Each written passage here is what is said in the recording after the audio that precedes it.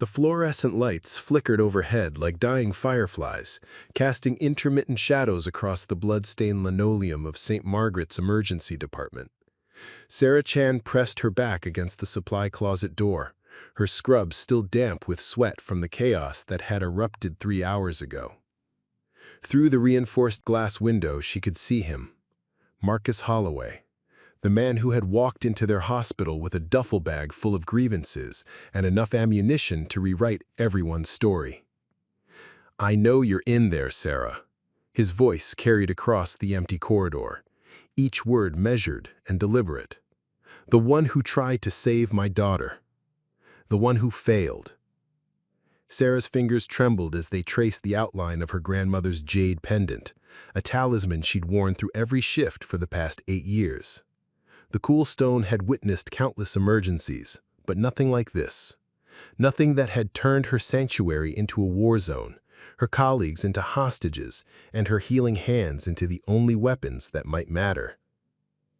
The pendant had been a gift from Nini before she'd passed, back when Sarah was still pre-med, still believing that becoming a doctor was the only way to honor her immigrant family's sacrifices. "The heart of healing," her grandmother had whispered in Mandarin, pressing the jade into Sarah's palm. "It doesn't come from titles or degrees. It comes from seeing the person inside the pain." Dr. Marcus Webb crouched beside her in the cramped supply closet, his usually pristine white coat now wrinkled and stained with coffee from the cup he'd been holding when the first shots rang out.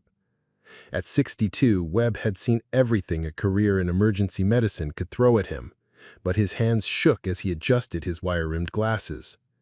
"Sarah, we need to get you out of here. You're the one he's asking for." "I'm not leaving anyone behind." Sarah's voice was steady, despite the tremor in her chest. Through the thin walls, she could hear the muffled sobs of Jenny Martinez, a second-year nursing student who had been restocking supplies when their world tilted sideways. Jenny was barely 22, still young enough to believe that good intentions were armor enough against the world's sharp edges. The third person sharing their hiding spot was Luis Ramirez, a security guard whose first day on the job had coincidentally been Sarah's first day 8 years ago. They'd shared coffee that morning, laughing about new beginnings and second chances. Luis had 3 kids at home and a wife who packed him elaborate lunches with little notes tucked into the corners. His radio crackled occasionally with updates from the SWAT team outside, but the static only emphasized how isolated they were. Saint Margaret's had been built in 1952, a testament to post-war optimism and community spirit. The hospital had weathered budget cuts, staff shortages, and the slow erosion of public funding, but it had never lost its soul. Sarah had chosen to work here instead of the gleaming private hospital across town because Saint Margaret served everyone, the uninsured, the addicted, the forgotten.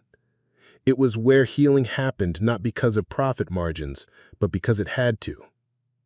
The emergency department had been Sarah's domain for 8 years, a carefully orchestrated symphony of controlled chaos. She knew every corner, every supply cabinet, every shortcut between departments. She could navigate the maze of corridors in complete darkness, and often had during power outages or equipment failures. But now her intimate knowledge of the hospital's layout felt like a curse rather than a blessing. Every escape route she could think of would require leaving someone behind. Marcus Holloway's voice echoed again, closer this time. "I've got 12 people out here, Sarah. 12 people who are going to pay for what you did unless you come out and face me." Sarah closed her eyes, remembering Emma Holloway, 7 years old, bright as a summer morning, brought in 3 weeks ago after a car accident.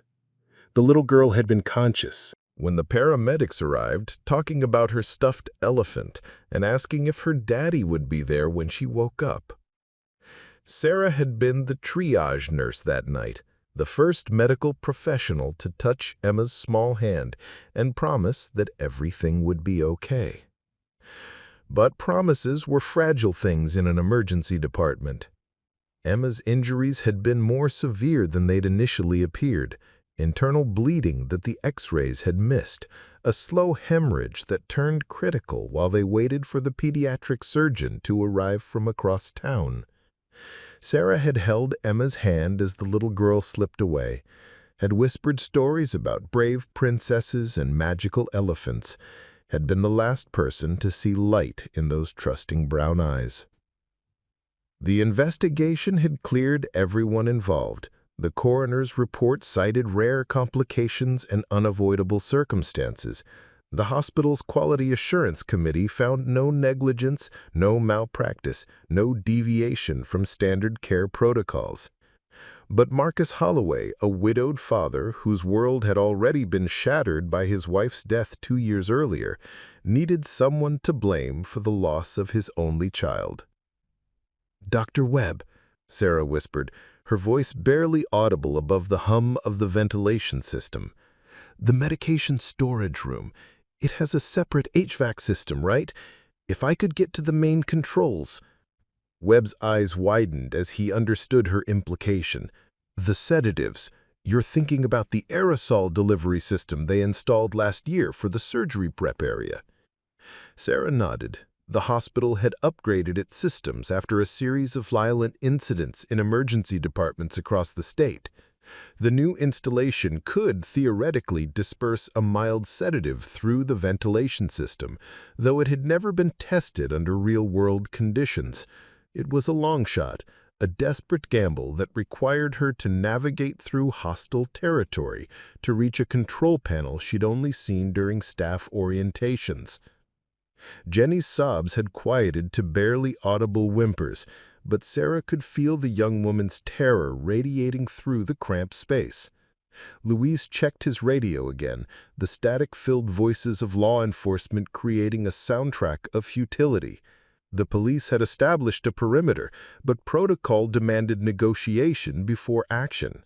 They had time, but time was also their enemy. Every minute that passed was another minute for Marcus Holloway's grief to calcify into something harder and more dangerous. The supply closet smelled of antiseptic and latex, familiar scents that usually brought Sarah comfort, but now seemed cloying and oppressive. Boxes of gauze and medical tape surrounded them like a fortress built from the tools of healing, a bitter irony that wasn't lost on any of them. Outside, she could hear Holloway moving through the department, his footsteps deliberate and measured, a predator comfortable in his territory. Sarah's mind raced through the layout of the emergency department, mapping out a route that could get her to the medication storage room without exposing herself to direct confrontation.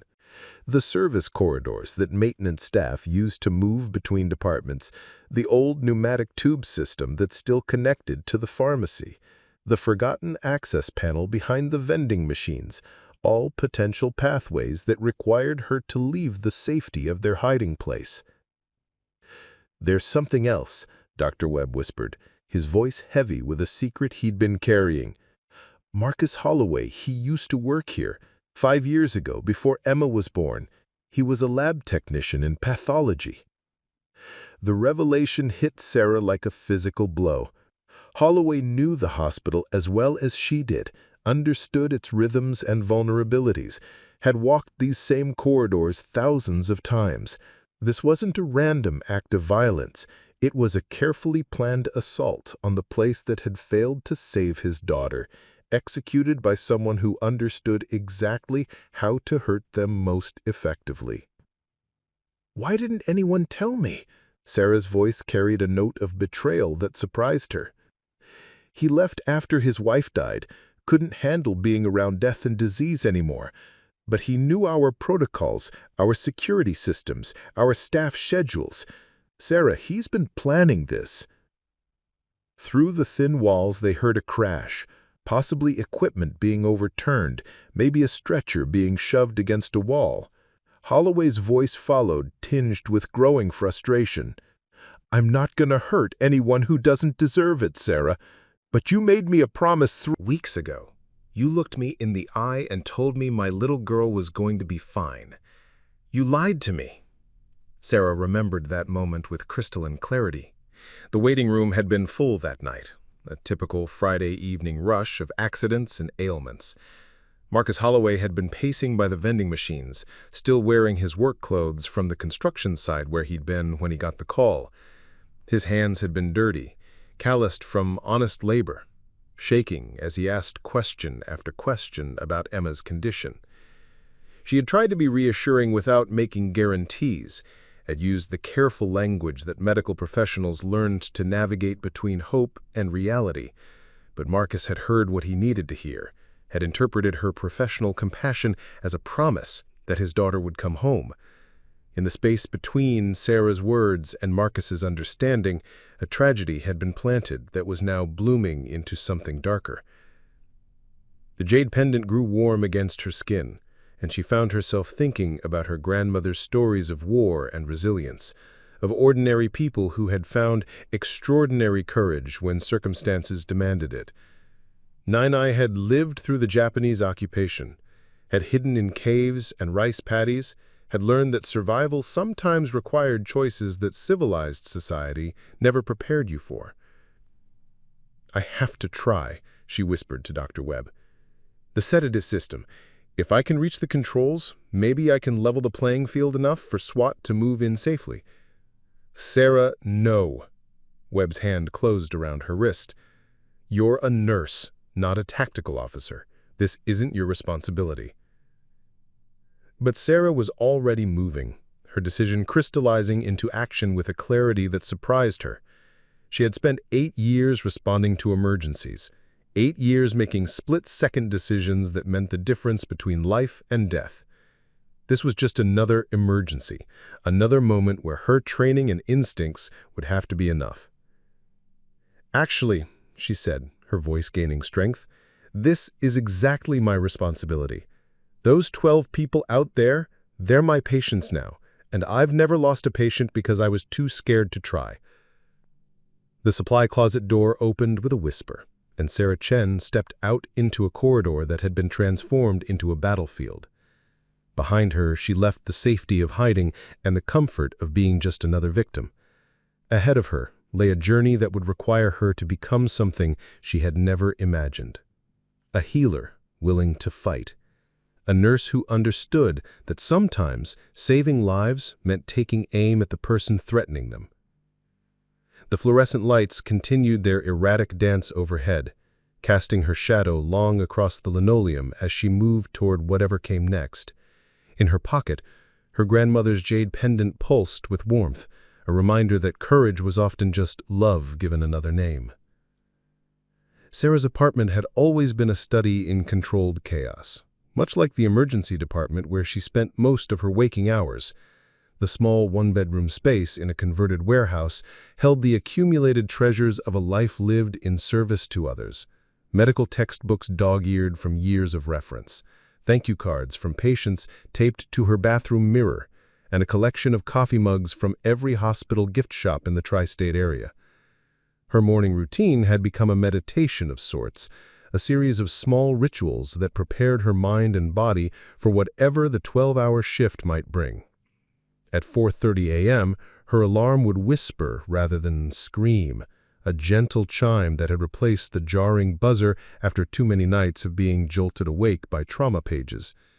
She would lie still for exactly 60 seconds, cataloging the sounds of the city waking up around her, delivery trucks rumbling past, the first commuter trains groaning to life, the distant hum of emergency sirens that never really stopped.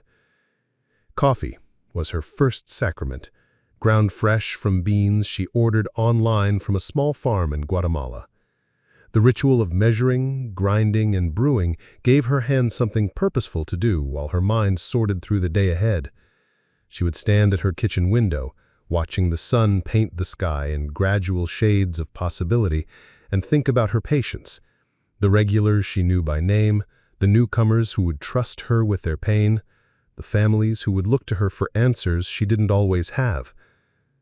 The drive to Saint Margaret's took exactly 17 minutes if she hit the lights right, longer if she got stuck behind the school buses that served the low-income housing project 3 blocks from the hospital. Sarah had learned to use that drive time for transition, letting go of whatever personal concerns might cloud her judgment and opening herself to the emotional demands of her profession. She would listen to NPR until the stories became too heavy, then switch to classical music that helped her find the calm center she would need.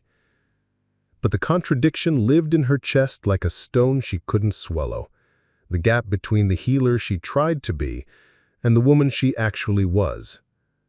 At work, Sarah was confidence personified, moving through crisis with grace and competence, her voice steady as she talked frightened patients through procedures, her hands gentle but certain as she started IVs on difficult sticks. Colleagues sought her opinion, residents shadowed her techniques, and attending physicians trusted her judgment enough to leave critical decisions in her hands. Away from the hospital, she was someone else entirely. Sarah lived alone not by choice but by habit, having learned that relationships required a kind of emotional availability she struggled to maintain. She had tried dating, coffee with David from the pharmacy, dinner with the teacher her sister had insisted on setting her up with, even a brief relationship with Dr. Marcus Webb's nephew, who had seemed to understand the demands of medical life. But something always held her back, some invisible barrier that kept intimacy at arm's length.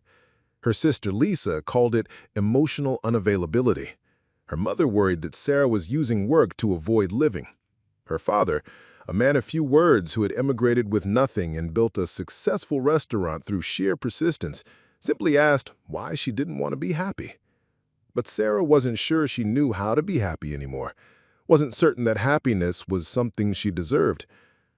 The guilt was her constant companion, following her home from every shift like a shadow that had learned her address. She remembered every patient she had lost, could recite their names and circumstances like a rosary of professional failure. Mrs. Patterson, the elderly woman who had coded while Sarah was helping another patient. Miguel Santos, the construction worker whose allergic reaction had overwhelmed the small-town hospital where Sarah had worked before Saint Margaret's. And now, Emma Holloway, the 7-year-old whose death had somehow become the catalyst for something unthinkable. Sarah's apartment was filled with evidence of her attempts to atone. Charity race bibs from runs she had completed to raise money for children's hospitals, volunteer certificates from free clinics where she worked her days off, continuing education certificates that represented hundreds of hours spent learning new ways to save the lives she had failed to save before. She collected medical knowledge like talismans against future failure, as if the right combination of skills and preparation could prevent the next heartbreak. Her refrigerator held the sparse contents of someone who ate to survive rather than for pleasure. Yogurt cups with expiration dates she rarely checked, takeout containers from the Thai place that delivered to the hospital, protein bars she grabbed between patient rooms. The freezer was stuffed with prepared meals her mother had pressed on her during their monthly dinner, elaborate creations meant to nourish both body and soul that Sarah rarely had time to properly appreciate. The bedroom was her sanctuary and her prison, a place where she could finally let down the professional mask, but found only exhaustion waiting underneath. Her bed was perpetually unmade, sheets twisted from restless sleep, interrupted by dreams of medical emergencies that blended reality with nightmare. She kept a stack of medical journals on her nightstand, reading about new treatments and protocols until her eyes grew heavy, as if learning could somehow fill the empty spaces that grief had carved out of her chest. But there was kindness in her, a deep well of compassion that had survived every heartbreak and professional disappointment. Sarah was the nurse who stayed late to hold a dying patient's hand when family couldn't make it in time. She was the one who brought homemade cookies for night shift staff during the holidays, who remembered birthdays and anniversaries, who never forgot that behind every medical crisis was a human being deserving of dignity and care. Mean the difference between life and death. Fear of getting too close to patients and losing her professional objectivity, but also fear of becoming so detached that she lost the empathy that made her good at her job. Fear of being ordinary, of being just another nurse in scrubs who clocked in and clocked out without making any lasting impact on the world. Her grandmother's voice still echoed in quiet moments, speaking in the mixture of Mandarin and broken English that had been the soundtrack of Sarah's childhood. Nainai had understood sacrifice in ways that Sarah was still learning, had given up her own dreams so that her children could pursue theirs, had worked in garment factories and restaurant kitchens so that the next generation could become doctors and lawyers and engineers. "You have healing hands," her grandmother had said during one of their last conversations, her own hands bird-fragile but still warm as they held Sarah's. "But healing hands are no good if the heart is closed. You take too much on yourself, Xiao Sarah. The world is broken in many places, but you cannot fix them all." The jade pendant had been more than a gift. It had been a transmission of wisdom, a physical reminder of the women who had come before and survived their own impossible circumstances. Nainai had worn it through the war, through immigration, through the long years of building a new life in a country that didn't always welcome her presence. She had pressed it into Sarah's palm, not as decoration, but as armor. Sarah's parents had wanted her to be a doctor, had scripted her success in terms of prestige and financial security, but nursing had chosen her as much as she had chosen Ed. Called to her during volunteer shifts at the local hospital when she was still in high school. There was something about the immediacy of nursing, the hands-on intimacy of care that medical school couldn't offer. Nurses were the ones who stayed with patients through the long, dark hours, who held their hands during procedures, who noticed the small changes that could signal larger problems. The decision had disappointed her father initially, though he had learned to take pride in her work. Her mother still occasionally mentioned medical school applications, but Sharon knew her calling lived in the space between healing and heartbreak, in the moment-to-moment presence that nursing demanded. She was good at her job, not in spite of her emotional investment, but because of it. Her apartment building was full of people she knew by sight, but not by name. The young mother in 3B who worked nights and left her toddler with the elderly babysitter. The man in 2A who played jazz piano at volumes that suggested he didn't much care about noise complaints. The couple in 4C whose arguments could be heard through the thin walls.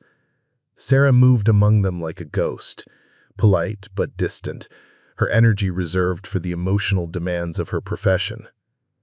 But sometimes, late at night when sleep wouldn't come, she would think about Emma Holloway and wonder if the little girl had been afraid.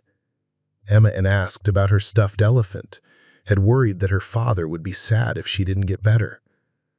Sarah had promised to take care of the elephant, had tucked the worn plush toy into Emma's small arms as the child drifted toward unconsciousness.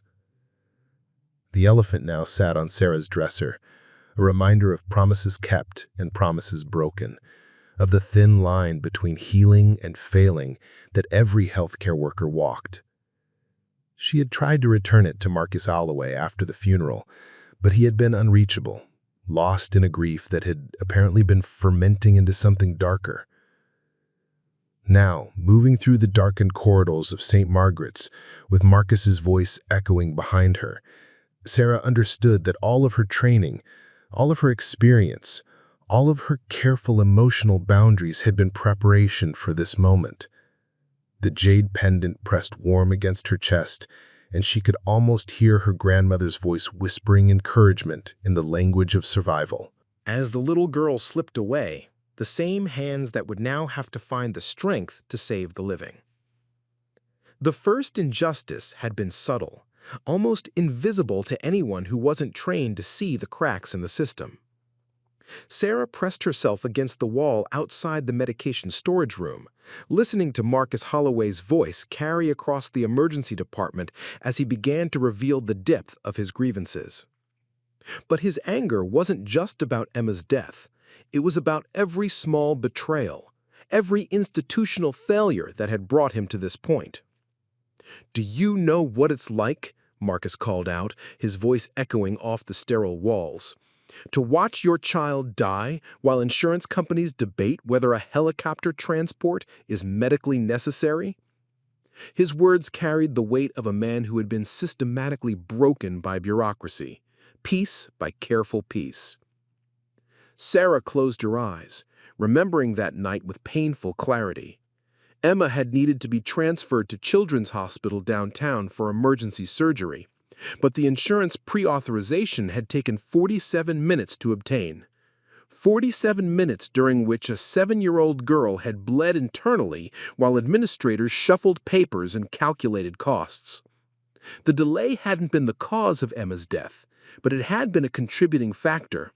One more link in a chain of systemic failures that had convinced a father his daughter's life was worth less than corporate profit margins.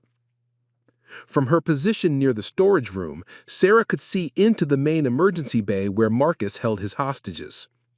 Dr. Patricia Hendricks, the department chief, sat with her back straight despite her obvious fear, her silver hair catching the harsh overhead lights.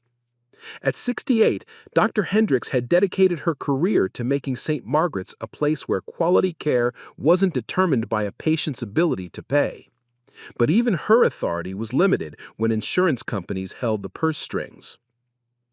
Beside Dr. Hendricks sat Maria Santos, a newly graduated nurse practitioner whose first week on the job had become a baptism by fire. Maria had been the one to initially treat Emma, following protocols that required multiple layers of approval before authorizing expensive procedures. She was competent and caring, but the system had taught her to err on the side of caution, a caution that now felt like complicity in the face of Marcus's rage.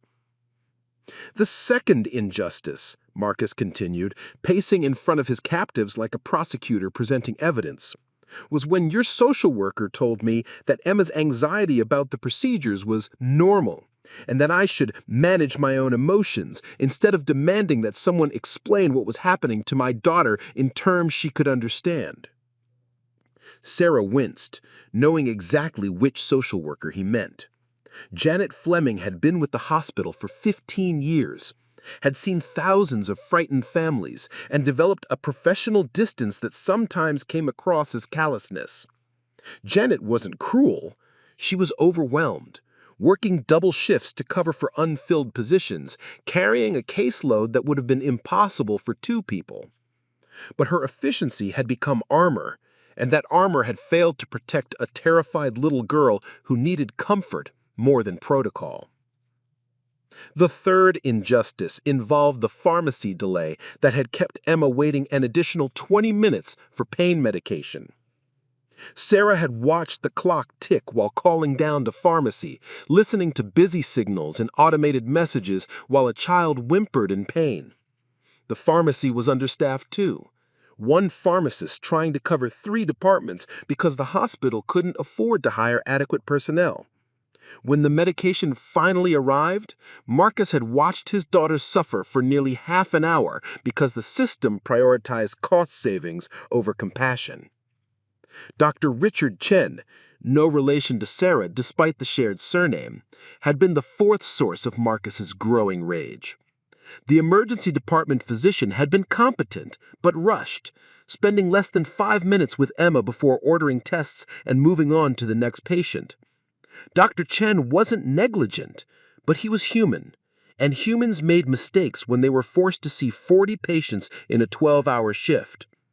His hurried examination had missed the subtle signs that Emma's internal injuries were more severe than they initially appeared. Sarah could see Dr. Chen among the hostages now, his face pale with recognition of his role in the tragedy that had brought them to this moment. He was a good doctor, had saved countless lives during his tenure at Saint Margaret's, but he would carry the weight of Emma Holloway's death for the rest of his career. The emergency department had quotas to meet, pressure from administrators to move patients through the system efficiently, and Dr. Chen had been caught between the demands of good medicine and the reality of modern healthcare economics. The 5th injustice had been the worst, the way the hospital's risk management team had handled Emma's death. Within hours of the little girl's passing, Sarah had been visited by lawyers who coached her on what to say and what not to say, who framed the tragedy in terms of liability rather than learning. The hospital's primary concern hadn't been preventing similar deaths in the future, but protecting themselves from lawsuits that could compromise their financial stability. Marcus's voice grew darker as he recounted the meeting with hospital administrators, the carefully worded condolences that came with implicit warnings about speaking to the media or pursuing legal action. "They gave me a packet of information about grief counseling," he said, his tone dripping with bitter irony, "and a form to waive my rights to sue. They wanted me to sign away my daughter's memory before she was even buried." Sarah had been in that meeting too, required to attend as the primary nurse involved in Emma's care. She had watched Marcus Holloway's face change as he realized that his daughter's death was being treated as a public relations problem rather than a human tragedy. The hospital's lawyers had been professional but cold, offering settlements designed to minimize bad publicity rather than acknowledging responsibility or promising change. The sixth injustice involved the local media's coverage of Emma's death. The story had run for exactly 1 day, buried on page 6 of the local newspaper with a headline that read, "Child dies following emergency room visit." The article quoted hospital spokespeople who emphasized Saint Margaret's excellent safety record and long history of serving the community. Marcus Holloway's grief hadn't been newsworthy enough to sustain public interest, and Emma's death had been forgotten by everyone except the people who loved her. But the seventh injustice had been the most personal. Dr. Webb, whom Sarah trusted and respected, had been part of the quality assurance review that had cleared everyone of wrongdoing. Webb had genuinely believed that Emma's death was an unavoidable tragedy, the result of rare complications that couldn't have been predicted or prevented. His findings had been medically sound, but emotionally devastating to a father who needed someone to be held accountable for his daughter's death. Sarah could see Webb among the hostages now, his face etched with the understanding that his professional objectivity had become another weapon in Marcus's arsenal of grievances. The quality assurance process was designed to protect patients by identifying systematic problems and implementing solutions, but it was also designed to protect healthcare providers from liability. Webb had done his job correctly, but his correctness felt like betrayal to a grieving father. The eighth injustice was architectural, woven into the very design of Saint Margaret's emergency department. The waiting area was visible from the trauma bays, which meant that families could watch medical personnel seemingly ignoring their loved ones while attending to other patients. Marcus had spent hours watching doctors and nurses move past Emma's room, unaware that the appearance of inattention masked a carefully orchestrated system of triage and treatment priorities. The hospital's physical layout had created the illusion of neglect, feeding a father's worst fears about his daughter's care. As Sarah moved closer to the medication storage room, she could hear Marcus recounting each of these failures with the precision of someone who had spent 3 weeks analyzing every moment of his daughter's final hours. His anger was methodical, organized, focused, the rage of an intelligent man who had been systematically failed by institutions he had trusted to protect what he loved most. The ninth injustice involved the other patients who had been treated before Emma, despite arriving later. Marcus had watched a drunk driver who had caused a 3-car accident receive immediate attention while his daughter waited for x-rays. He had seen a drug-seeking frequent flyer get pain medication while Emma was told to wait just a few more minutes for her prescription. The emergency department's triage system was based on medical need rather than moral worthiness, but to a frightened father, it had looked like the wrong people were being prioritized. The 10th injustice was temporal, the way Emma's death had been reduced to a brief entry in her medical record, a series of timestamps and procedure codes that captured none of her personality or potential.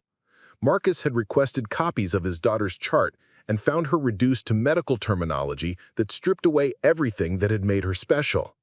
The 7-year-old who loved elephants and asked profound questions about the world had become pediatric patient presenting with motor vehicle accident injuries expired at 23:47 hours. But the 11th injustice was the one that had finally broken something in Marcus Holloway's heart. 2 weeks after Emma's funeral, he had received a bill from Saint Margaret's for $47,000, the cost of the emergency care that had failed to save his daughter's life. The insurance company had denied coverage for several procedures, claiming they were experimental or not medically necessary. Marcus was expected to pay for his own heartbreak, to compensate the institution that had let his daughter die.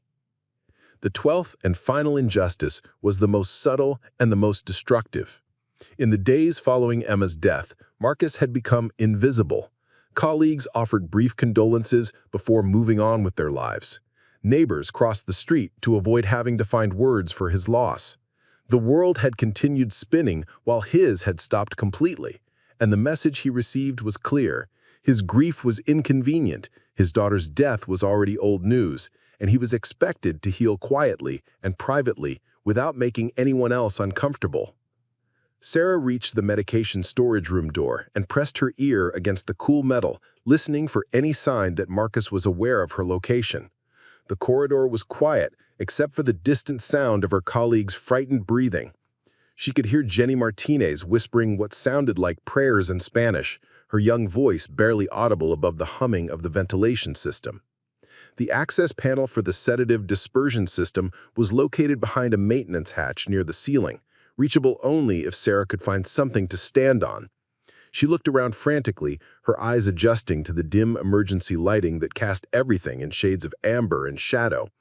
A supply cart stood against the far wall, its metal shelves lined with medical equipment that had become props in an unthinkable drama. As Sarah began to carefully move the cart toward the access panel, she could hear Marcus addressing his hostages again. "Every single one of you played a role in my daughter's death," he said, his voice carrying the weight of conclusions reached through weeks of obsessive analysis.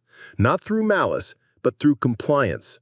You followed protocols that put profit over people. You maintained a system that treats children like line items in a budget. Dr. Hendricks spoke for the first time, her voice shaky but determined. "Marcus, I understand your pain, but do you?" Marcus's voice cut through her words like a blade. "Do you understand what it's like to trust a system completely and have it fail the person you love most? Do you know what it feels like to realize that your child's life was worth less than the hospital's liability concerns?" Sarah climbed onto the supply cart, its wheels squeaking softly as her weight shifted the balance. The access panel was just within reach, secured by 4 screws that she attacked with a multi-tool from her pocket.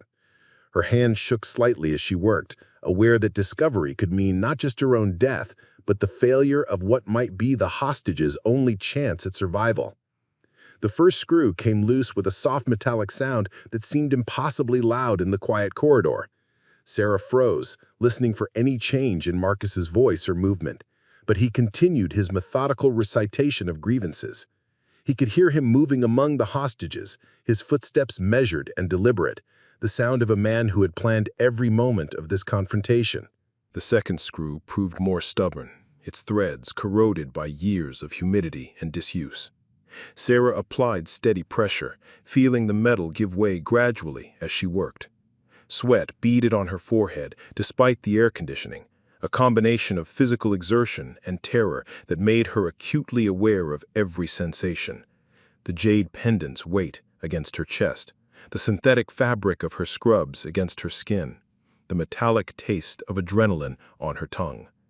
As she worked on the third screw, Sarah could hear Marcus describing his transformation from grieving father to something darker and more dangerous. "I spent 3 weeks researching everything about Saint Margaret's," he said, his voice gaining intensity. "I know your schedules, your procedures, your security protocols.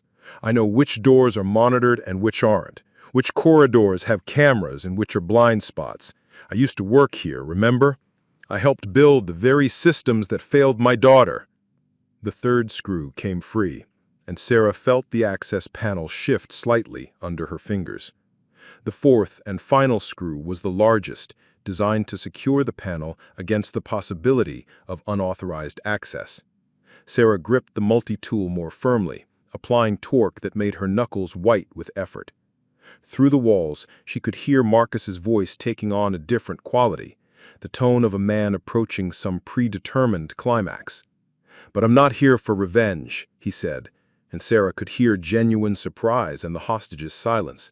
"I'm here for justice, for accountability, for the promise that no other father will have to watch his child die while bureaucrats count money." The final screw gave way suddenly, and the access panel swung open with a soft metallic sigh. Behind it lay a maze of wires and circuit boards, the electronic nervous system that controlled the hospital's environmental systems. Sarah had attended the training session when the sedative dispersion system was installed, but the reality of the control panel was more complex than she remembered. Color-coded wires snaked between components she couldn't identify, and warning labels in multiple languages covered surfaces that hummed with electrical current. Her nursing training had included basic electronics, enough to troubleshoot IV pumps and ventilators, but this was engineering territory, a realm where mistakes could be fatal. Sarah studied the control panel, looking for anything that matched the diagrams from the orientation materials. A green LED blinked steadily next to a switch labeled Emergency Atmospheric Control, and below it, a series of dials marked with chemical formulas that meant nothing to her. But there, in the lower right corner, was a simple toggle switch with a label that made her heart race. Sedative Protocol, Emergency Use Only. Below the switch, a small placard warned of the dangers of unauthorized activation, the need for medical supervision, and the importance of proper dosage calculations.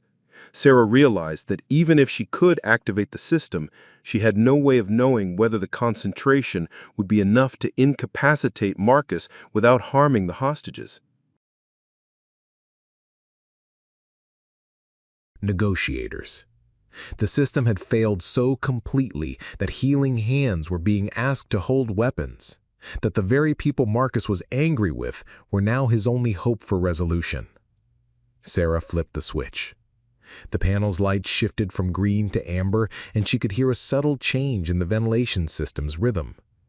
Somewhere in the hospital's mechanical rooms, valves were opening and mixing chambers were combining compounds in ratios calculated by engineers who had never imagined their work would be used in a scenario like this. The sedative would take several minutes to reach effective concentrations and several more minutes to begin affecting people in the emergency department. She climbed down from the supply cart and began moving it back to its original position, erasing evidence of her presence while her mind raced through the implications of what she had done. If the concentration was too high, she could have just killed everyone in the emergency department, including herself. If it was too low, Marcus would remain alert and dangerous, while the hostages became more vulnerable. If the system malfunctioned, if Marcus noticed the change in air quality, if the SWAT team outside wasn't prepared to move when the opportunity arose, any of these variables could turn her desperate gamble into a catastrophe. But as Sarah pressed herself against the corridor wall, listening to Marcus continue his methodical recitation of grievances, she realized that doing nothing was also a choice. Every moment they remained hostages was another moment for Marcus's plan to evolve, for his anger to deepen, for something to go wrong in ways that no one could predict or control. The 14th injustice was systematic, woven into the very fabric of healthcare economics. Marcus had discovered that Saint Margaret's received federal funding based on patient satisfaction scores, which meant that hospitals had financial incentives to make patients happy rather than to provide optimal care. The emergency department's protocols were designed to minimize complaints and lawsuits rather than to maximize healing, and Emma had been caught in the gap between customer service and medicine. "Do you know what I found when I researched Saint Margaret's finances?" Marcus asked his captives, his voice carrying the tone of a man who had uncovered secrets that others preferred to keep hidden. "This hospital made $4 million in profit last year. $4 million while telling patients that life-saving treatments are too expensive, while understaffing departments, while cutting corners on equipment and training." Sarah could hear Dr. Hendricks trying to respond, her voice muffled but determined. Marcus, those profits are reinvested in patient care, in new equipment, in executive bonuses. I have the public records, Patricia. I know how much the hospital's CEO made last year while my daughter died waiting for authorization for a helicopter that could have saved her life. I know how much was spent on marketing and lobbying while nursing positions went unfilled. The 14th injustice involved the hospital's charity care policies, which sounded generous in principle but were nearly impossible to access in practice. Marcus had tried to apply for financial assistance after Emma's death, thinking it might help with the massive bill that insurance had refused to cover. But the application process required documentation that he couldn't provide, income verification that penalized him for being employed, and waiting periods that extended beyond the collection deadlines. Sarah began moving through the corridors again, using the maze of service hallways that connected different parts of the hospital. She needed to reach the SWAT team's command post, needed to let them know about the sedative protocol, and coordinate their response for when Marcus began to show signs of impairment. But the route to the main entrance would take her past several areas where Marcus might see her, and discovery now would doom any chance of the plan succeeding. The 16th injustice was cultural, embedded in the way healthcare workers were trained to see patients as problems to be solved rather than people to be served. Marcus had watched The glass doors of the main entrance seemed impossibly far away as Sarah's legs grew heavy and her thoughts became increasingly disconnected. But she pressed forward, driven by the knowledge that 12 people were counting on her to complete a mission that should never have fallen to a nurse's hands. The jade pendant pulsed warm against her chest, a reminder that courage was often just love given another name, and that sometimes the most healing thing a person could do was refuse to let the system break them completely. The command post materialized around Sarah like a fever dream painted in tactical black and emergency red. SWAT Commander Elena Rodriguez looked up from her communication array as Sarah collapsed against the mobile unit's reinforced door, her words slurring but urgent as the sedative pulled at her consciousness like quicksand. Inside. Activated. Sedative protocol, Sarah managed, her nursing training overriding the chemical fog in her brain long enough to communicate the essential information. Marcus Holloway. Former employee, Nose Building, 12 hostages. Commander Rodriguez had 23 years of tactical experience, had negotiated everything from domestic standoffs to terrorist threats, but she had never encountered a situation where a healthcare worker had essentially turned a hospital into a chemical warfare zone.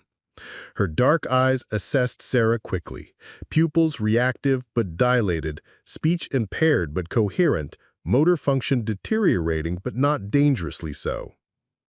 "How long ago did you activate the system?" Rodriguez asked, helping Sarah into a chair while simultaneously signaling her communications officer. "What's the concentration? What sedative?" Sarah fought to organize thoughts that felt like they were swimming through honey. 7. Maybe 8 minutes ago. Lorazepam, I think. Training said mild concentration, safe for patients. Her head lolled slightly, and she gripped the chair's armrest to maintain focus.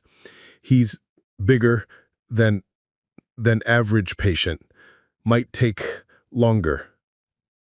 The revelation that a nurse had essentially drugged an entire emergency department created a cascade of complications that Rodriguez's team wasn't prepared for. Standard hostage rescue protocols assumed that both perpetrators and victims would be at baseline consciousness, capable of following complex instructions during a tactical entry. But now they were dealing with hostages who might be sedated beyond the ability to protect themselves, and a gunman whose impairment level was completely unknown. Dr. Angela Morrison, the emergency medicine physician serving as the incident's medical advisor, leaned over Sarah with the focused intensity of someone accustomed to making life or death decisions under pressure. At 45, Dr. Morrison had seen enough crisis situations to recognize both Sarah's professional competence and the desperate circumstances that had driven her to such an extreme action. "Sarah, I need you to focus," Dr. Morrison said, her voice carrying the authoritative calm that emergency physicians use to cut through panic. "The sedative system, what's the delivery mechanism? How much lorazepam per cubic meter of air? Is there a way to neutralize it or increase ventilation?" Sarah's mind grasped for technical details that seemed to slip away like water through her fingers. "Ventilation system disperses through HVAC. Cat, remember, concentration. Training manual in administrator's office." She looked up at Dr. Morrison with eyes that were beginning to lose their focus. "I didn't know what else to do. He was going to kill them." Inside the hospital, the first signs of the sedative's effects were becoming apparent to Marcus Holloway, but his interpretation of what was happening revealed the depth of his paranoia and his intimate knowledge of the hospital's systems. Rather than recognizing the drowsiness as evidence of environmental sedation, he initially attributed it to the stress and adrenaline crash that often followed intense emotional situations.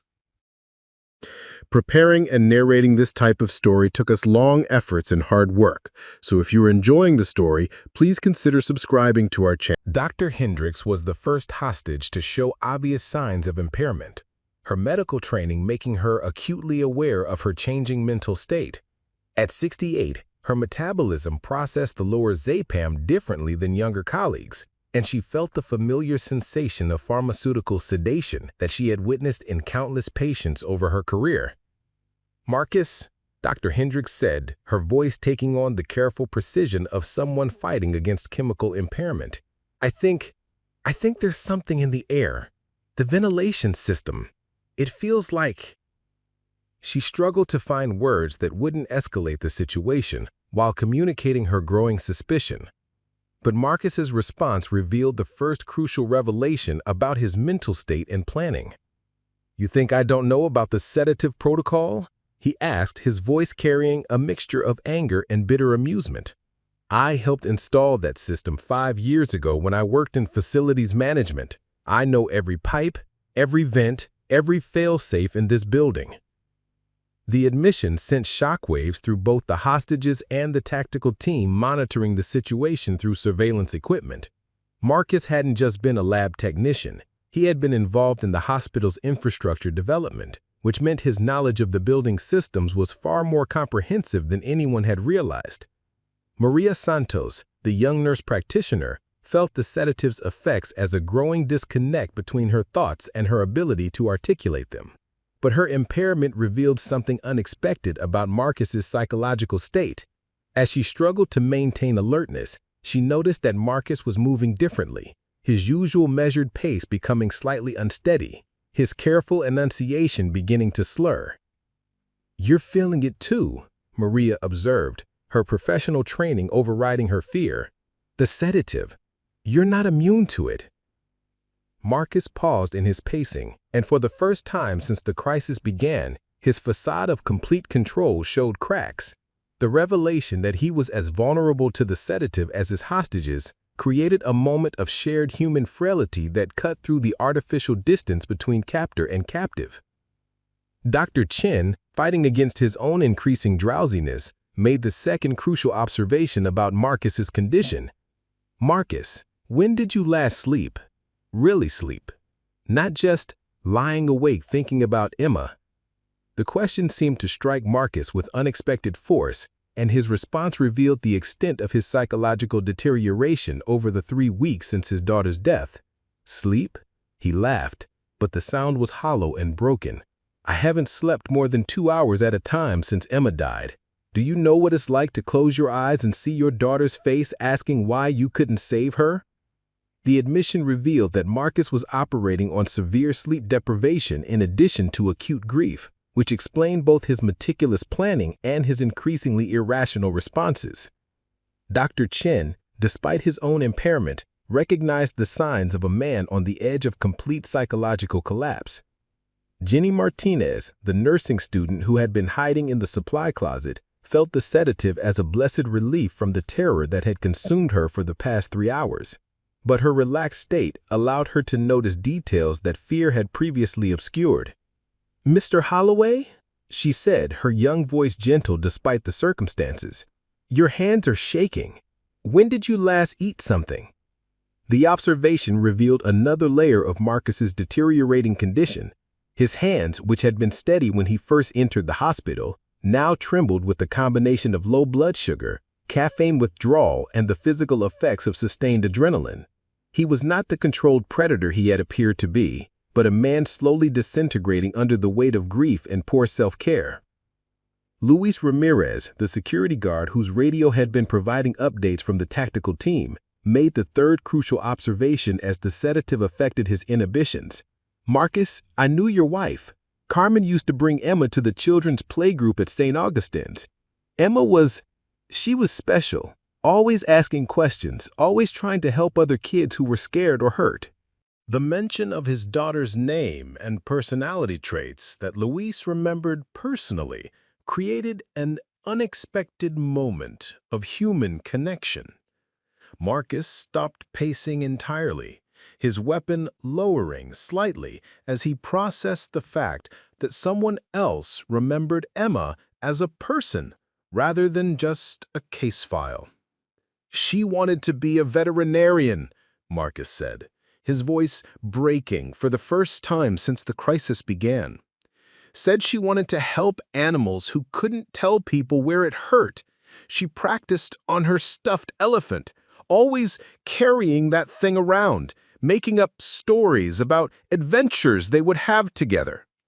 The revelation about Emma's aspirations and the stuffed elephant created ripples of recognition among the hostages. Several of them remembered the little girl and her constant companion, remembered her curiosity and kindness, remembered that she had been more than just a patient who had died under their care. But the fourth revelation came from an unexpected source. Janet Fleming, the social worker whom Marcus had specifically blamed for his treatment during Emma's hospitalization, spoke up despite her increasing sedation. "Marcus, I need to tell you something about that night, something I should have said 3 weeks ago." Marcus turned toward Janet with an expression that combined anger and desperate hope, the look of a man who had been seeking answers in all the wrong places. Janet's admission would prove to be the catalyst that changed everything about the crisis. "I was supposed to be off duty that night," Janet continued, her words careful but determined. "My replacement called in sick, and I was covering a double shift. I had been awake for 18 hours when I talked to you about managing your emotions. I was wrong, Marcus. Not just professionally wrong, but humanly wrong. Emma needed an advocate, and I failed her because I was too tired to see past my own exhaustion." The admission was like a stone thrown into still water, creating expanding circles of recognition and responsibility. Janet's honesty about her own failures opened a space for others to acknowledge their roles in the systemic breakdown that had led to Emma's death. Dr. Webb, fighting against the sedative's effects, but driven by a need for truth that had been building for 3 weeks, made the fifth revelation. "Marcus, the quality assurance review, I need you to know that it wasn't as thorough as it should have been. We were under pressure from administration to close the case quickly, to minimize liability exposure. I signed off on findings that I knew were incomplete because I was afraid of what a deeper investigation might reveal about our protocols." The confession created a moment of absolute silence in the emergency department, broken only by the hum of the ventilation system that continued to disperse sedative into the air they all breathed. Marcus stared at Dr. Webb with an expression that cycled through rage, vindication, and something that might have been relief. Outside, Commander Rodriguez was coordinating a response to intelligence that was evolving by the minute. Sarah's information about the sedative protocol had been confirmed by hospital engineering staff, who provided technical details about concentration levels and dispersal patterns. But each new piece of information revealed additional complexities that challenged standard tactical approaches. "The building's ventilation system is interconnected," explained Chief Engineer Robert Kim, his voice tight with stress as he reviewed blueprints on Rodriguez's command table. "The sedative isn't just affecting the emergency department.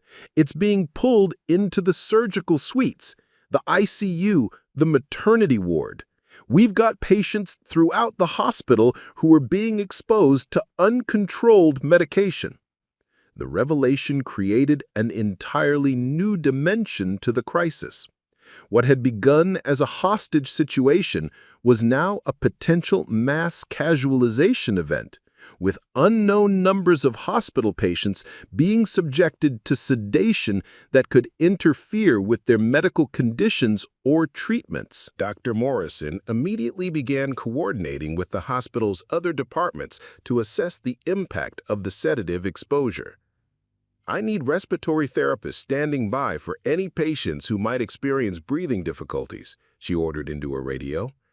"Alert anesthesiology about potential drug interactions, and make sure we have flumazenil available for reversal if necessary." But the sixth revelation came from Marcus himself, as the combination of sedative and emotional exhaustion finally broke through his psychological defenses. "I didn't come here to hurt anyone," he said, his voice barely above a whisper as he sank into a chair near the nurse's station.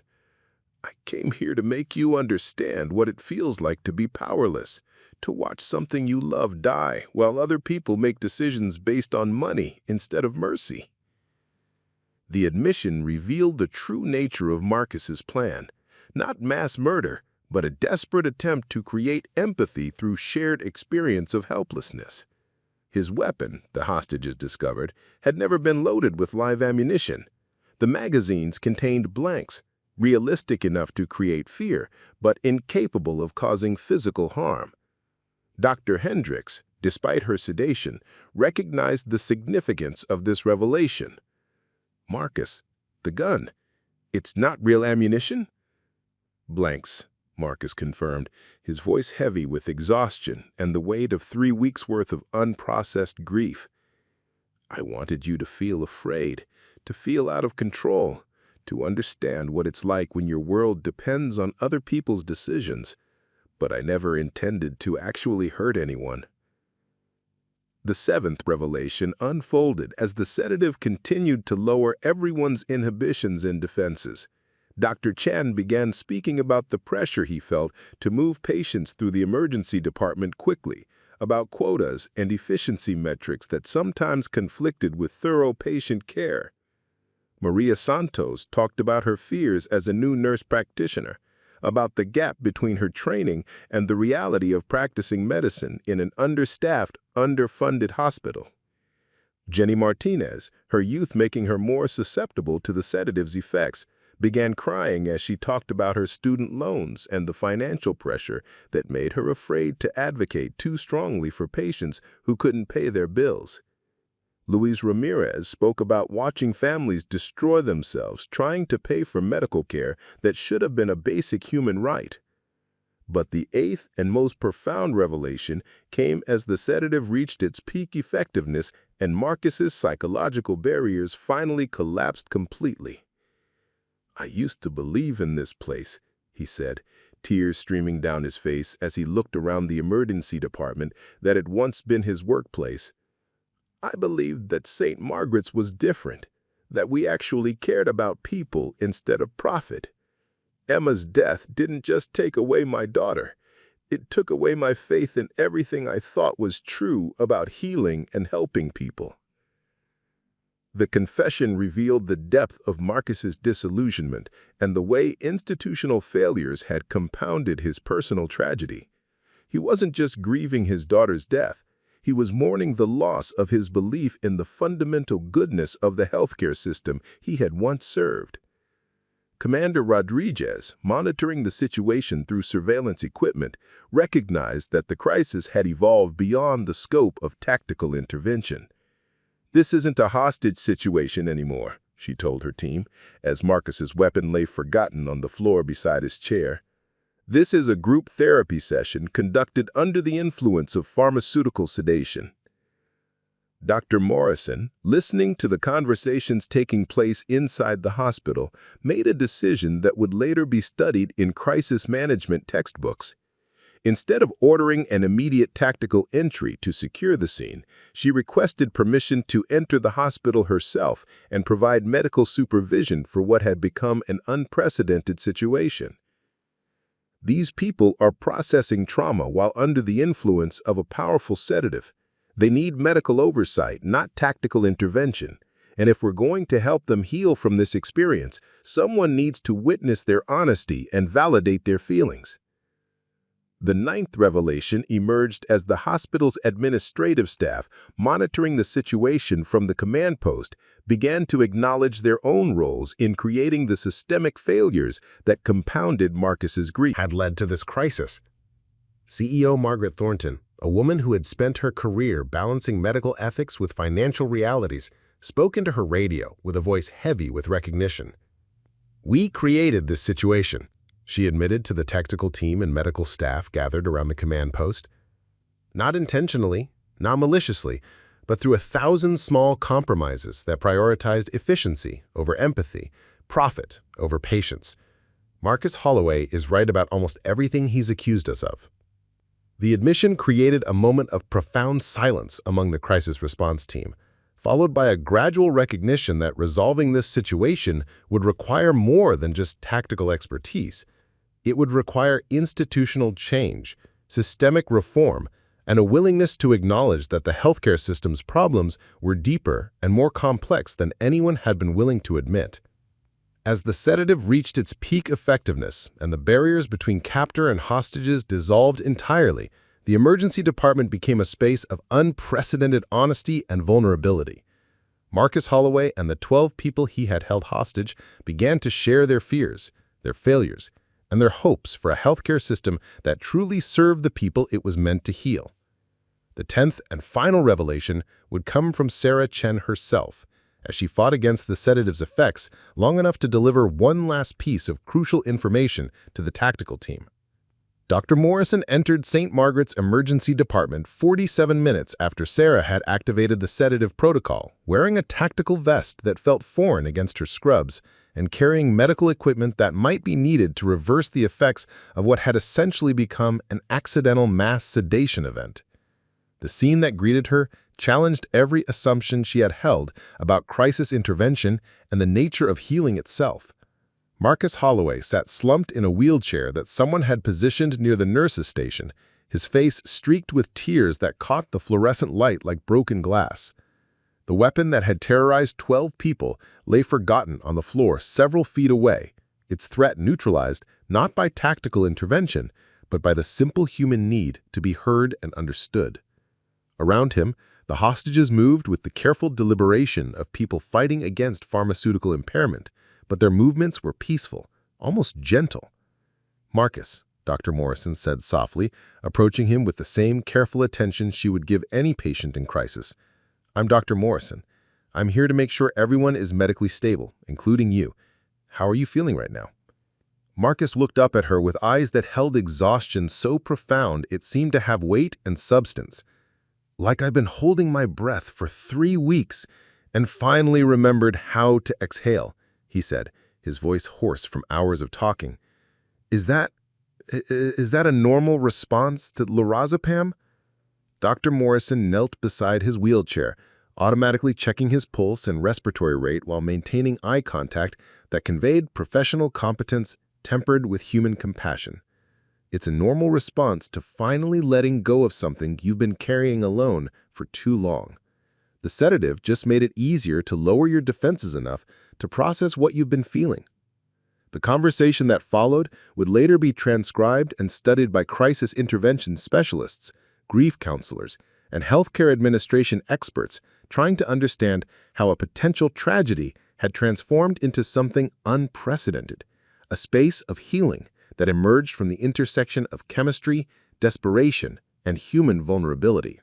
Dr. Hendricks, fighting against the sedative's effects, but driven by a need to establish some form of medical protocol for their unusual situation, began conducting informal wellness checks. Her colleagues.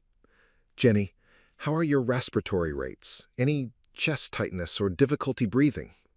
Her questions were both professionally appropriate and personally caring, the voice of someone who understood that healing often began with simply asking the right questions. Jenny Martinez, her youth making her more susceptible to the sedative, but also more resilient in her recovery, managed a shaky smile.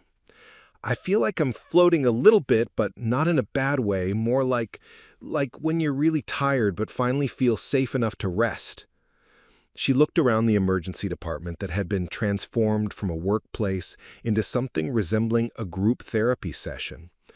"Is it weird that I feel closer to everyone here than I have since I started working at the hospital?"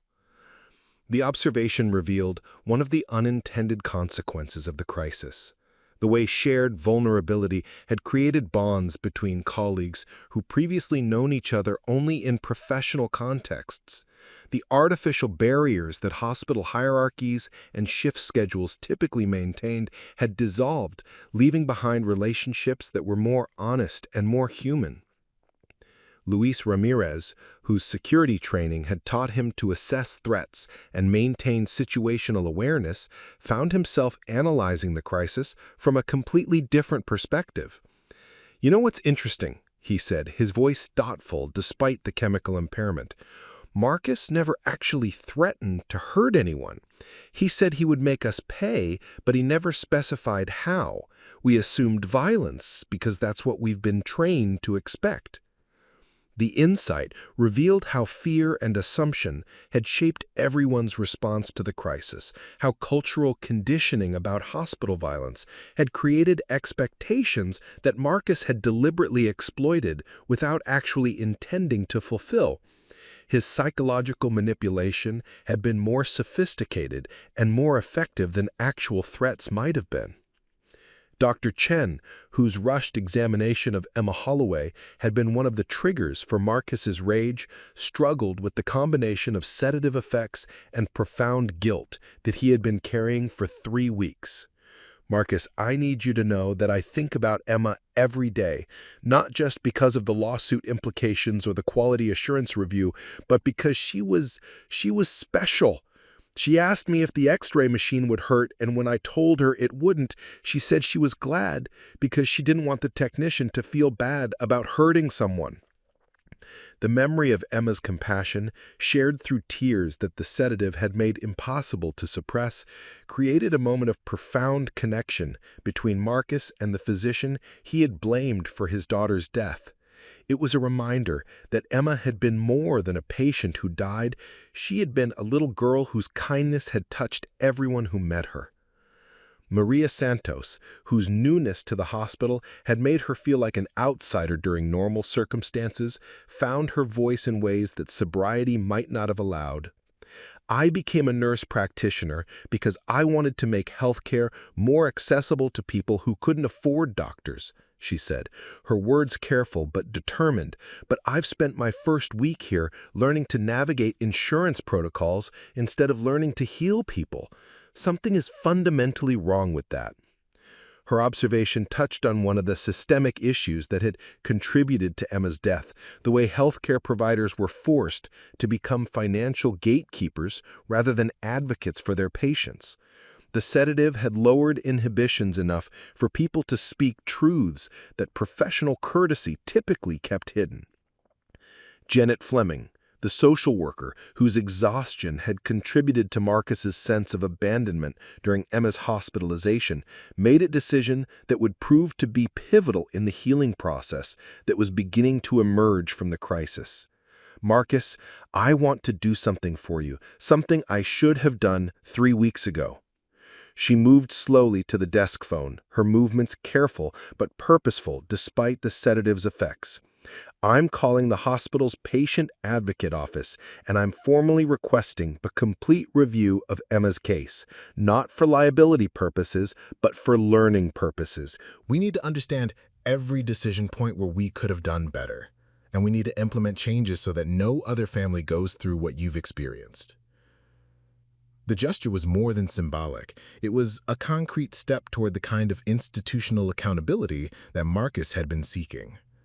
But more importantly, it was an acknowledgement that his grief and his anger had been justified, that the system's failures were real and needed to be addressed.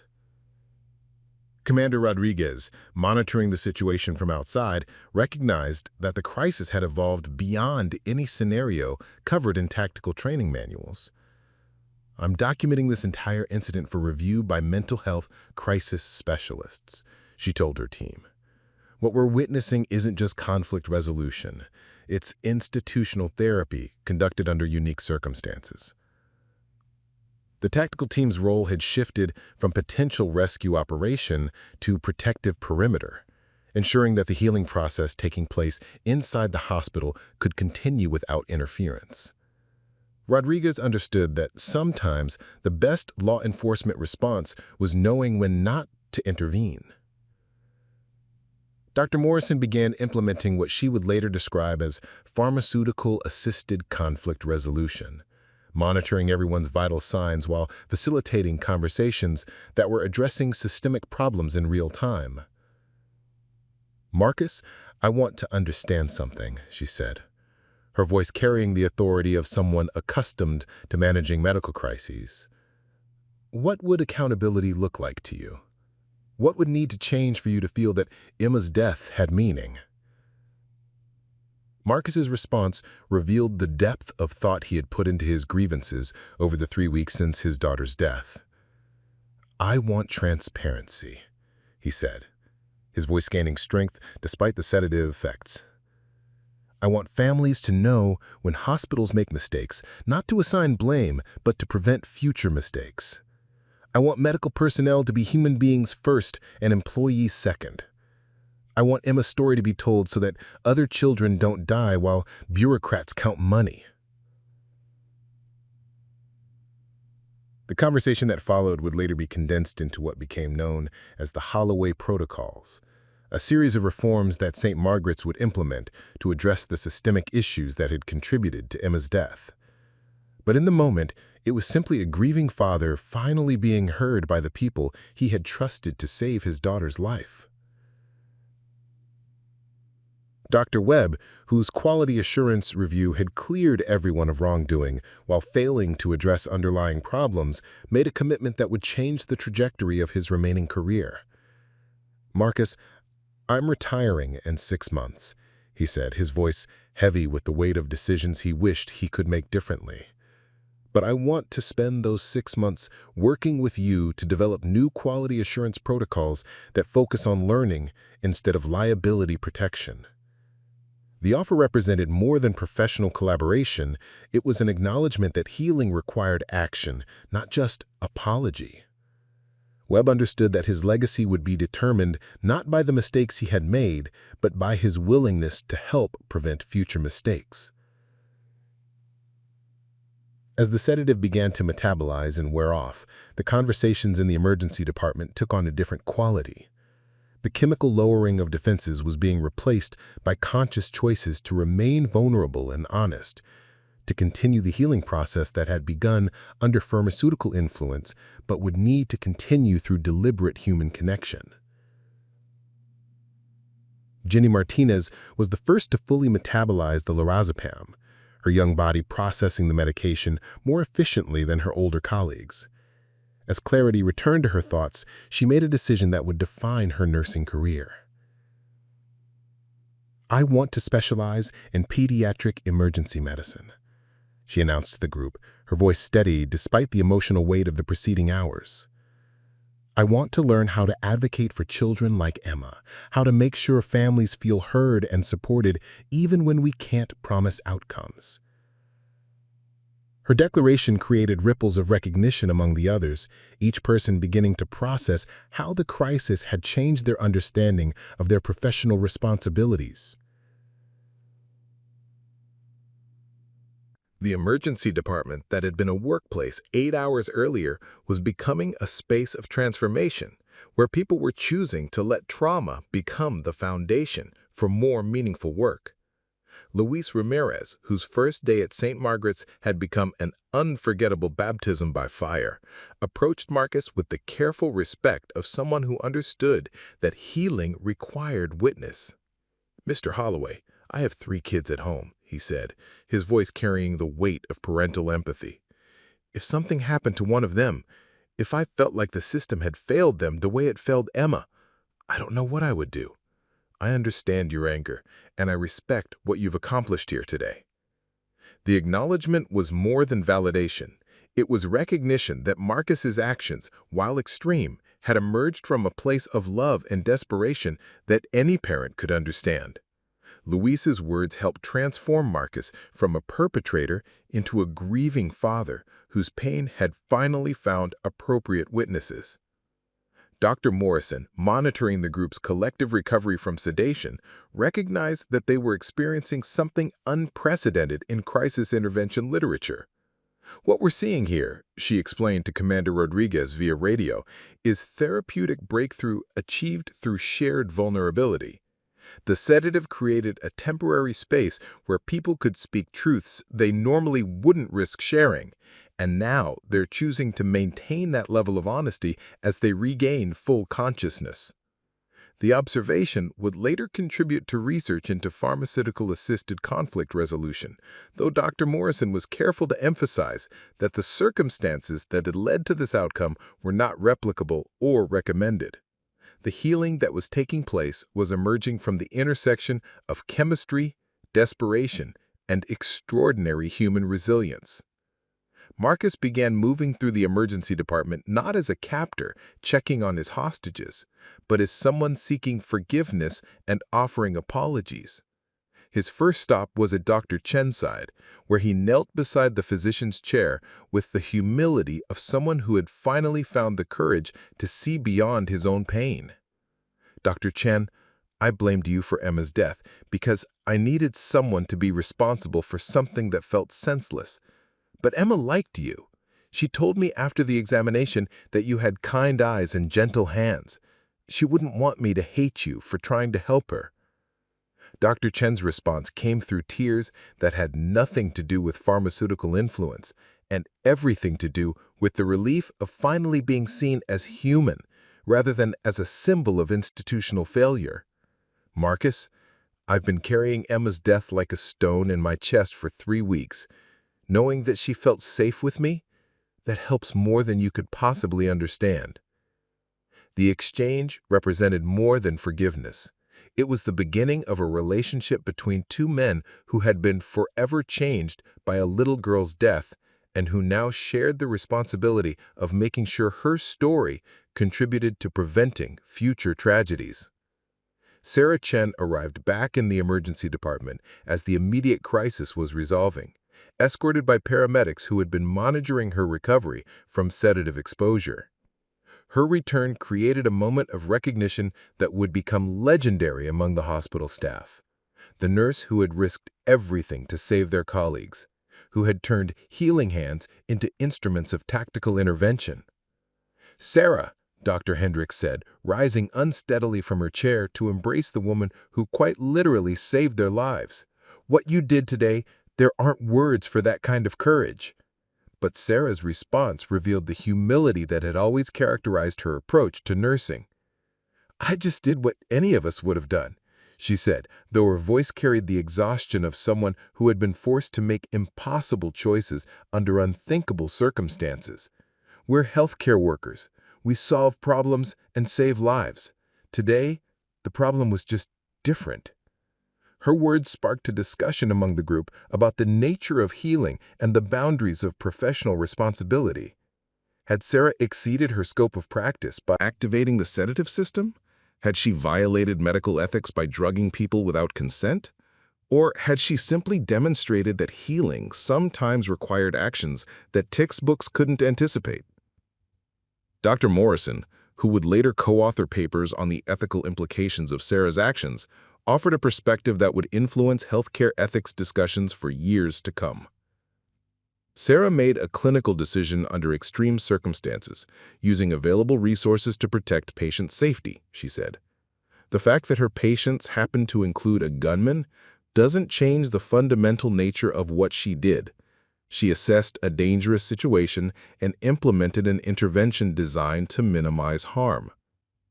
The interpretation would prove controversial in medical ethics circles, but it established a precedent for healthcare workers operating outside traditional boundaries when circumstances demanded extraordinary responses. Sarah's actions would be studied in nursing schools as an example of professional judgment under extreme pressure. As the afternoon wore on and the sedative's effects continued to dissipate, the conversations in the emergency department began to focus on concrete changes that could emerge from the crisis. Marcus's grievances against the hospital weren't just emotional processing, they were a blueprint for institutional reform that could prevent future tragedies. Dr. Hendricks, drawing on her decades of experience in healthcare administration, began outlining what would become the Emma Holloway Memorial Reforms, a comprehensive overhaul of Saint Margaret's policies and procedures. "We're going to implement a family advocate position," she announced. "Someone whose only job is to ensure that families understand what's happening to their loved ones and feel heard throughout the treatment process." The position would be the first of many changes that emerged from the crisis. Other reforms would include mandatory cooling-off periods before quality assurance reviews, revised insurance authorization protocols, and enhanced training for all staff on grief counseling and family communication. But the most significant change was cultural rather than procedural. The crisis had created relationships between colleagues that transcended traditional hospital hierarchies, bonds forged through shared vulnerability that would continue to influence the department's culture long after the immediate trauma had healed. Marcus Holloway, who had entered the hospital as an agent of destruction, began his transformation into something unexpected, a catalyst for positive change. His intimate knowledge of the hospital systems, combined with his outsider's perspective on institutional failures, made him uniquely qualified to help design reforms that address root causes rather than symptoms. "I want to work here again," Marcus said as the crisis entered its final phase, his voice carrying the wonder of someone discovering hope in the aftermath of despair. The offer created a moment of profound silence as everyone processed the implications. The man who had held them hostage was asking to become their colleague, to channel his grief and anger into institutional healing rather than destruction. Dr. Hendricks, speaking with the authority of someone who had spent her career making difficult decisions, provided the response that would define St. Margaret's commitment to transformation. "Marcus, if you're serious about that, if you're willing to go through the proper training and certification processes, then yes. We need people who understand the system's failures intimately enough to help us fix them." The agreement represented more than employment. It was a commitment to turning tragedy into purpose, to ensuring that Emma Holloway's death would contribute to saving other children's lives.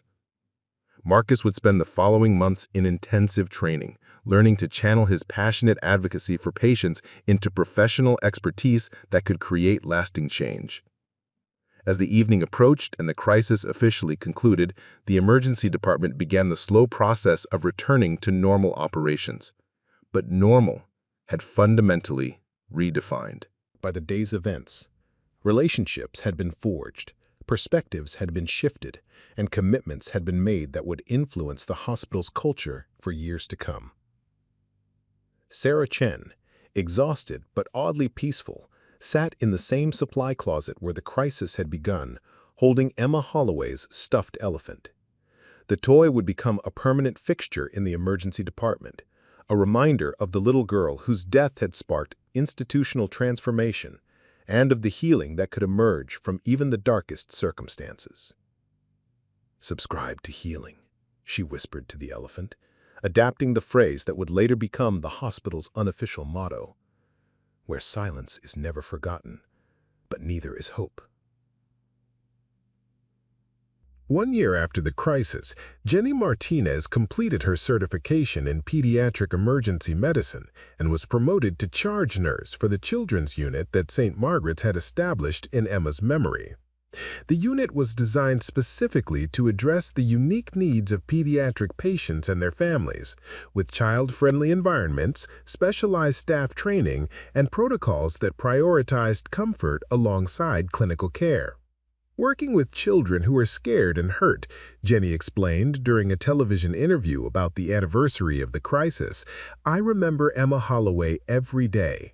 I remember that behind every patient ID number is a little person with fears and hopes and people who love them desperately. That memory makes me a better nurse." The pediatric unit had become a model for other hospitals, demonstrating how institutional trauma could be transformed into institutional improvement.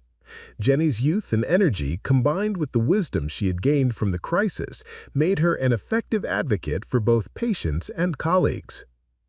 2 years after the incident, Dr. Marcus Webb published a landmark paper on quality assurance reform that challenged traditional approaches to medical error investigation.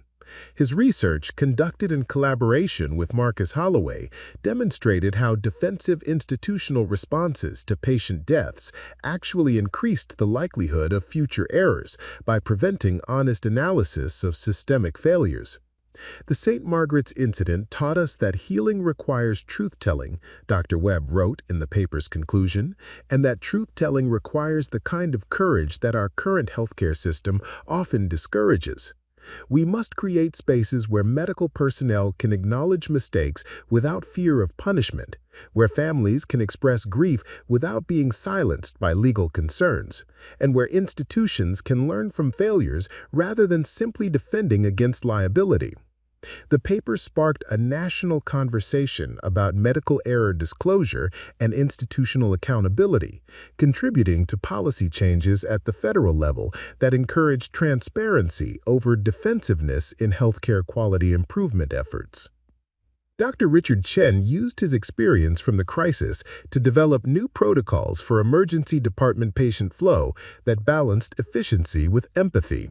His work focused on creating systems that allowed physicians to spend adequate time with patients while still meeting the demands of busy emergency departments. "The crisis taught me that good medicine isn't just about making correct diagnoses," Dr. Chen explained during a medical school lecture about healthcare communication. "It's about creating connections with patients that allow them to feel seen and heard, even in the midst of medical emergencies. Those connections often make the difference between healing and merely treating symptoms." His protocols were adopted by emergency departments across the country, demonstrating how individual trauma could be transformed into widespread professional improvement. 3 years after the crisis, Maria Santos opened a free clinic in the low-income neighborhood where many of St. Margaret's patients lived, providing basic healthcare services to people who couldn't afford traditional medical care. The clinic was funded by donations from St. Margaret's staff and community members who had been inspired by the institutional transformation that had emerged from the crisis. "The crisis showed me that access to healthcare is a human right, not a privilege," Maria explained during the clinic's opening ceremony. "Emma Holloway died partly because our healthcare system prioritizes profit over people. This clinic is our commitment to ensuring that financial barriers never again prevent children from receiving the care they need." The clinic served as a bridge between the hospital and the community, providing preventive care that reduced emergency department visits while building relationships that helped families navigate the healthcare system more effectively. 5 years after the incident, St. Margaret's Hospital received national recognition for its patient satisfaction scores and quality of care metrics. The transformation that had begun with a devastating crisis had evolved into sustained excellence that attracted healthcare professionals from around the country who wanted to work in an environment that prioritized healing over efficiency. Luis Ramirez, who had been promoted to Director of Security, implemented training programs that taught healthcare workers to recognize and respond to family distress before it escalated into crisis. His programs were based on the understanding that security in healthcare settings wasn't just about preventing violence, but about creating environments where people felt safe enough to express their fears and concerns honestly. The crisis taught us that prevention is always better than response, Luis explained during a security conference for healthcare professionals. Marcus Holloway's anger didn't develop overnight. It built up over weeks of feeling unheard and unsupported. If we had recognized his distress earlier, if we'd provided appropriate resources for his grief, the crisis might never have happened. Sarah Chen's story became a case study in nursing schools across the country, used to teach students about professional judgment under extreme circumstances and the ethical complexities of healthcare practice. Her actions during the crisis were analyzed and debated, but they were ultimately recognized as an example of the kind of critical thinking and moral courage that defined excellent nursing practice. What Sarah did that day, explained Professor Linda Martinez during a nursing ethics lecture, was demonstrate that caring for patients sometimes requires actions that go beyond traditional scope of practice. She assessed a dangerous situation, identified available resources, and implemented an intervention designed to protect lives. The fact that her intervention was unconventional doesn't make it any less valid. 7 years after the crisis, Marcus Holloway published a book about his experience titled Emma's Voice: A Father's Journey from Grief to Grace. The book became a bestseller in healthcare and grief counseling circles, providing insights into how institutional failures compound personal tragedies and how healing requires both individual and systemic transformation. Emma's death was a tragedy, Marcus wrote in the book's conclusion. But it didn't have to be meaningless.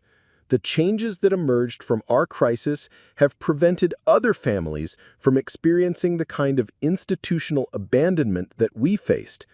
Emma's voice continues to speak through every reform, every policy change, every moment when healthcare workers remember to see patients as people rather than problems.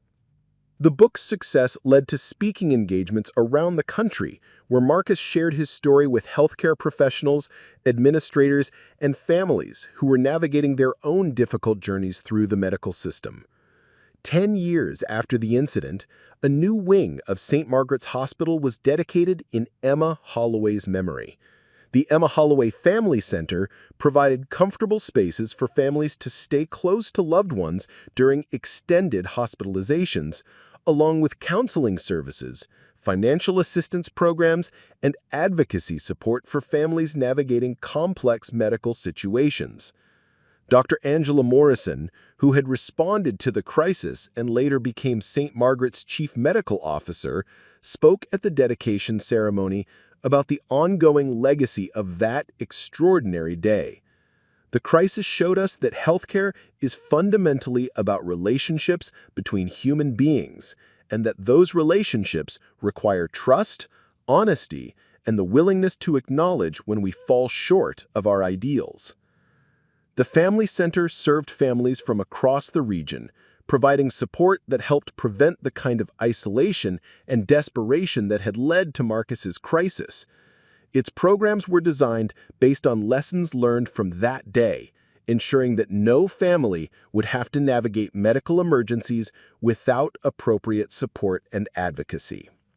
15 years after the crisis, the annual Emma Holloway Memorial Lecture had become one of the most prestigious events in healthcare ethics, drawing speakers and attendees from around the world to discuss the intersection of individual trauma and institutional healing. Series had contributed to significant advances in patient advocacy, healthcare communication, and crisis prevention. Sarah Chen, now in her 50s and serving as St. Margaret's Director of Nursing Education, continued to tell Emma's story to new generations of healthcare workers. her message remained consistent across the years. Healing required more than medical knowledge. It demanded the courage to remain human in systems that often encourage detachment and defensiveness. "Every patient we see," Sarah Chen would tell new nursing students during orientation, "is someone's Emma Holloway. They have people who love them desperately, who trust us with their most precious relationships. That trust is sacred, and it requires us to be more than just technically competent. It requires us to be present, honest, and willing to acknowledge when we don't have all the answers."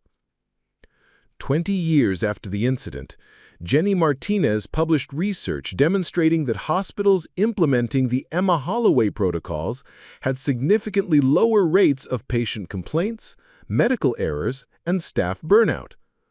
The protocols had evolved over 2 decades, but maintained their core focus on human connection and institutional honesty. "The crisis taught us that transparency builds trust rather than destroying it," Jenny wrote in her research summary, "and that trust is the foundation of effective healing.